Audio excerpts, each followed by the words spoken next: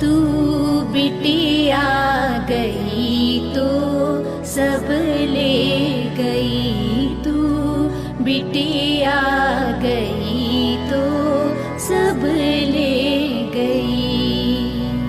माँ का कलेजा कलपता रहा, भैया का हृदय तड़पता रहा।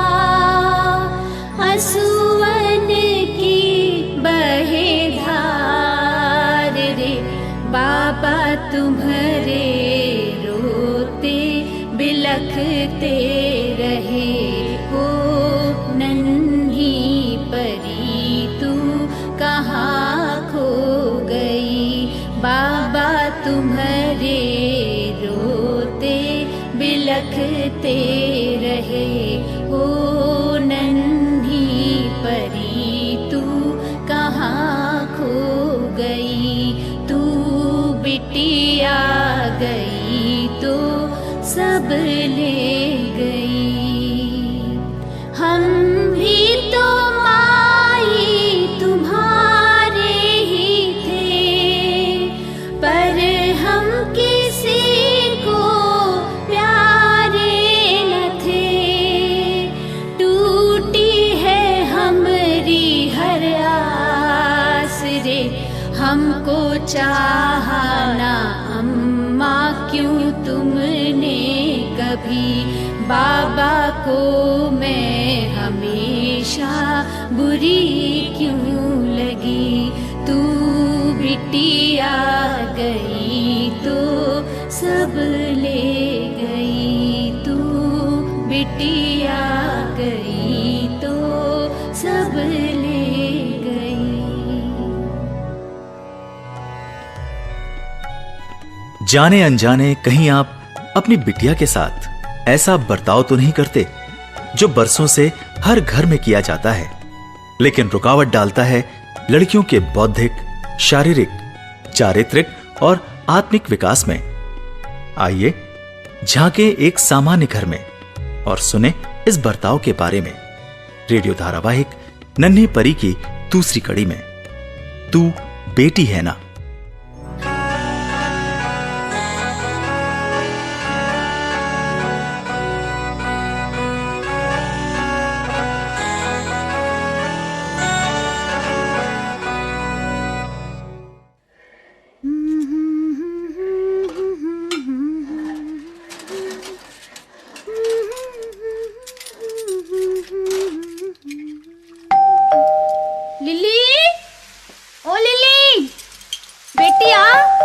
दरवाजा खोल दे, देख शायद पापा ऑफिस से आए हैं।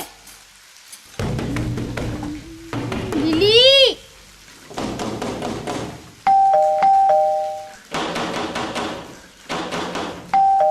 लिली, कहाँ हो भाई? इधर पापा घंटे पर घंटे बजा रहे हैं और उधर तुम हो के दरवाजा ही नहीं खोल रही।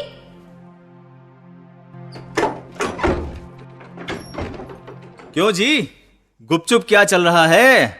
हैं? दरवाजा ही नहीं खोल रहे थे तुम लोग। ओहो, पकौड़े जरा देखूं तो कैसे हैं?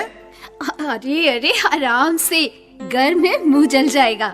अजी, मुंह तो तब जलेगा जब इन्हें मुंह में ठहरने का मौका दूंगा। मुंह में डाला और निकला, और मुंह में डाला और फिर निकला। लिली बेटा, जरा सॉस देना। बस बस बस। और भाई मुंह जल भी गया तो मुझे क्या फर्क पड़ता है, हैं? फर्क तो तुम्हें पड़ेगा, क्योंकि लोग कहेंगे कि तुम्हारा हस्बैंड मुंह जला है। हाँ, तुम्हारा हस्बैंड मुंह जला है, सोच कर बोलना तो कभी सीखा ही नहीं जैसे। सोचकर बोलने की आदत होती तो तुमसे शादी के लिए हाँ क्यों करता? अच्छा। अरे ये क्या, तुम्हारे हाथों में बेसन अभी तक लगा हुआ है? हैं? हाथ धो लो जया, तुम भी तो खा लो। लो लिली, आओ तुम भी आओ। और वो अपना, अरे वो देवेश कहाँ है? वो नहीं खाएगा क्या? हाथ में बेसन लगा था, इसी वजह से तो दरवाजा नहीं खोल पा रही थी, और लिली ने दरवाजा खोलने में टाइम लगा दिया। मैं टॉयलेट में थी मम्मी। हाँ तो देवेश ने खोल दिया होता। कहाँ है देवेश? दिखाई नहीं पड़ रहा। घर में नहीं है क्या? भैया अपने रूम में वीडियो गेम खेल रहा है। जा बेटी जा, ये पकौड़े उसे रूम में दे आ, ठंडे हो जाएंगे तो मजा नहीं आएगा। क्यों? वो यहाँ सबके साथ नहीं खाएगा क्या? गेम खेल रहा है ना, जा बेटी जा। आप मुझे ही सारी काम देती रहती है हर समय। तुझे नहीं दूंगी तो किसको दूंगी? तू बेटी है ना, अभी छोटे छोटे काम भी नहीं करेगी तो बाद में जब सास मोटे मोटे काम देगी तो क्या करेगी? जा जा जा बेटी, देखे आ जल्दी से। आप हमेशा ऐसे ही बोलती हैं।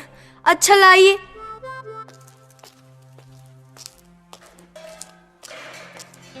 ये तुमने अच्छा नहीं किया जया। क्या अच्छा नहीं किया? हाँ? ये लिली के हाथ से पकौड़े भिजवाना और फिर उसे सास का डर दिखाना, ये दोनों ही ठीक नहीं था। अरे तो क्या हो गया, उसका बड़ा भाई है, वो नहीं देगी तो कौन देगा? ये 7 साल की है और वो 9 साल का, तो क्या बड़ा भाई हो गया? और अगर इतना ही बड़ा है तो उसने दरवाजा क्यों नहीं खोला? बस अब तुम यही बात पकड़ के बैठ जाओ। अरे हाँ, लड़की ये सब करती है। मुझसे तो पढ़ाई छोड़ छोड़कर मेहमानों को चाय नाश्ता पहुंचवाती थी माँ। बचपन में आदत नहीं पड़ी तो शादी ब्याह के बाद बड़ी तकलीफ में पड़ेगी। ये हर बार लिली के बारे में ही शादी ब्याह का पचड़ा कैसे पैदा हो जाता है? क्या देवेश की शादी नहीं होगी? लिली की शादी होगी तो वो दूसरे घर जाएगी। हाँ, और देवेश तो जैसे तुम्हारी गोद में ही बैठा रहेगा जिंदगी भर। और चूंकि लिली दूसरे घर जाएगी इसलिए उसका धर्म बनता है कि वो हमारी तीमारदारी करे। उसे पाल पोस कर हम एहसान कर रहे हैं ना उस पर। क्यों? पापा देखिए, देवेश मुझे वीडियो गेम ही नहीं खेलने देता। अरे वो खुद खेल रहा है ना अभी। उसका गेम कंप्लीट हो गया है। नहीं मम्मी, ये झूठ बोल रही है।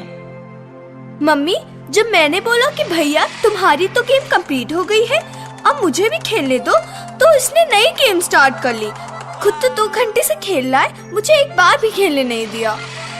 देवेश, लिली को भी खेलने दो। पापा ये तोड़ देगी, ठीक से खेलना तो जानती नहीं है। इतनी मुश्किल से तो ये गेम खरीदी थी आपने। देवेश बेटा, तुम बड़े हो, होशियार हो, इसलिए घंटों गेम खेल सकते हो। लिली छोटी है, होशियार नहीं है, इसलिए गेम तोड़ देगी। क्यों? जी पापा। तो ये बताओ, इतने बड़े और होशियार होने के बावजूद जब मैं आया तो तुम दरवाजा खोलने क्यों नहीं आए? मम्मी ने पकौड़े बनाए तो तुम हमारे साथ खाने भी नहीं आए। लिहाजा लिली को तुम्हारे कमरे में जाके पकौड़े देने पड़े। वो तो दूसरी बात है पापा। हाँ, वो तो बिल्कुल दूसरी बात ही। लेकिन वो दूसरी बात यह है कि लिली को इस बात की चिंता थी कि अगर दरवाजा नहीं खुला तो मुझे बाहर खड़ा रहना पड़ेगा। उसे इस बात की भी चिंता थी कि अगर वो तुम्हारे पास पकौड़े नहीं ले गई तो तुम्हें ठंडे पकौड़े खाने पड़ेंगे।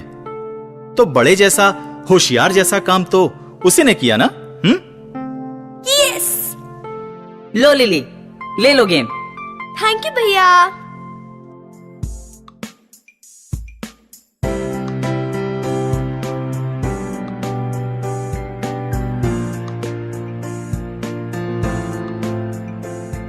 पापा पापा, आज मुझे टीचर ने गुड दिया।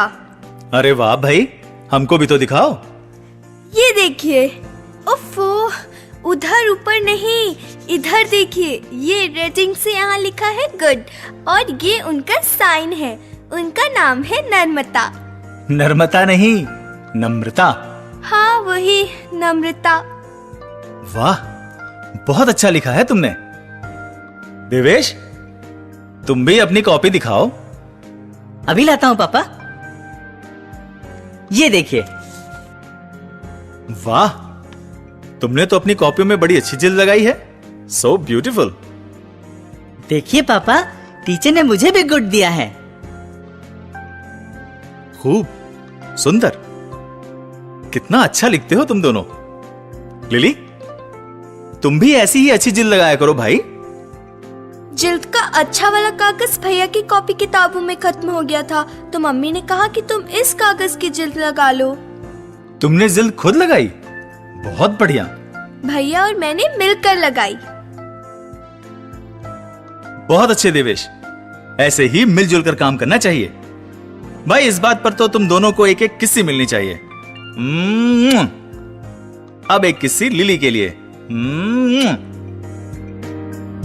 चल लिली, खेलते हैं।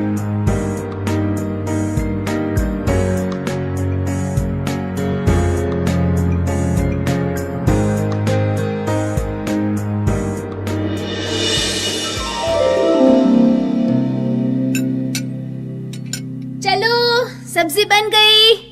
अब खाना खाते समय गरम गरम रोटियां बना दूंगी। अब चाय वाय लेंगे कुछ? नहीं। जया, बैठो। क्या हुआ? गुमसुम क्यों हो गए? अभी तो बच्चों के साथ इतना हंस बोल रहे थे। बड़े खर्चे आ रहे हैं सामने। अगले महीने नई क्लास में बच्चों का एडमिशन कराना है। उनकी यूनिफॉर्म, किताबें, बस की फीस। कैसे करेंगे ये सब? ऐसा क्यों नहीं करते? लिली को मोहल्ले वाले स्कूल में डाल देते हैं। उसकी फीस भी कम है और बस का झंझट भी नहीं होगा। देवेश और लिली एक ही स्कूल में पढ़ते हैं। एक साथ जाते हैं, एक साथ आते हैं।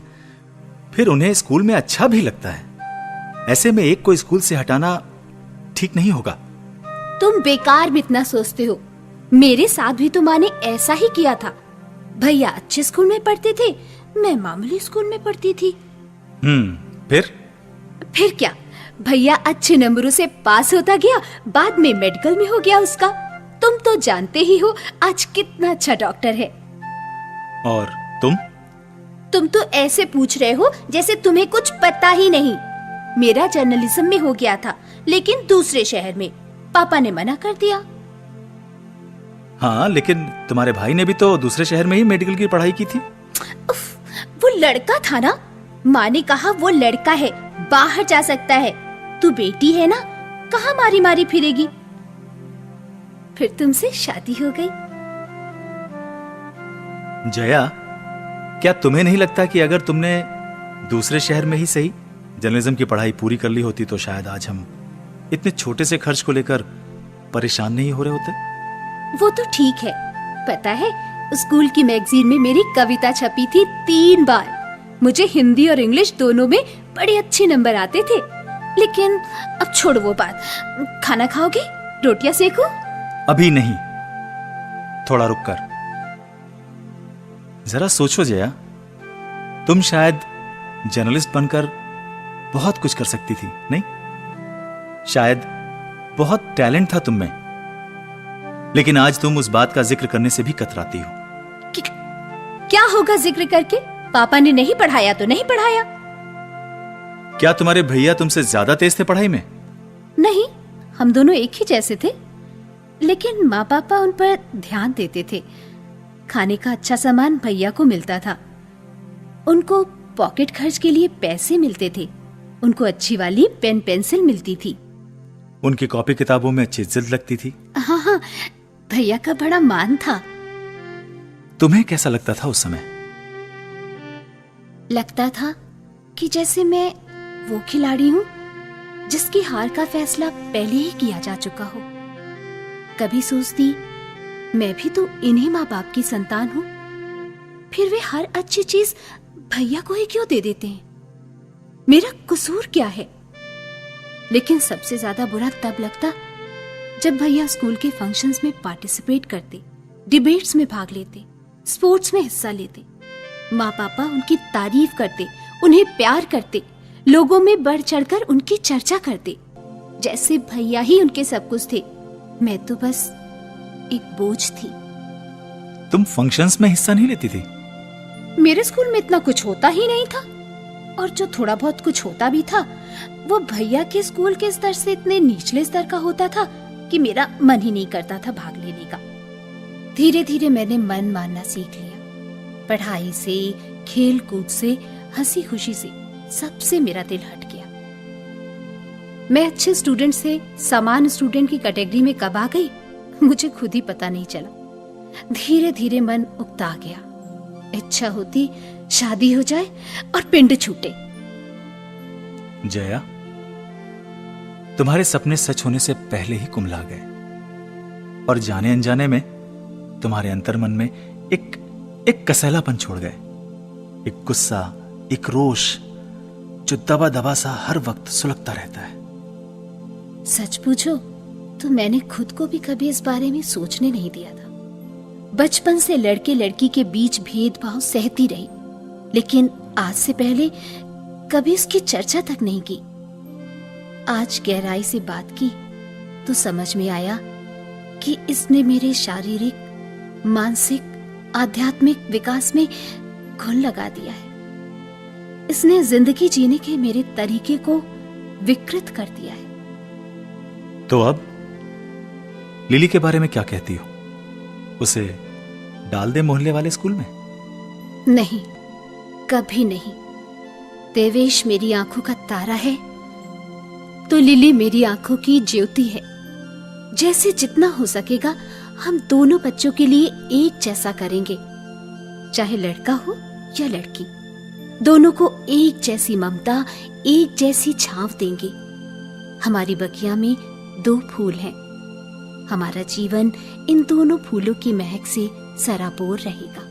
ये हुई ना बात। भाई अब तो पेट में चूहे कूदने लगे। हाँ हाँ, अभी गर्मा गर्म रोटियां सेक कर लाती हूँ।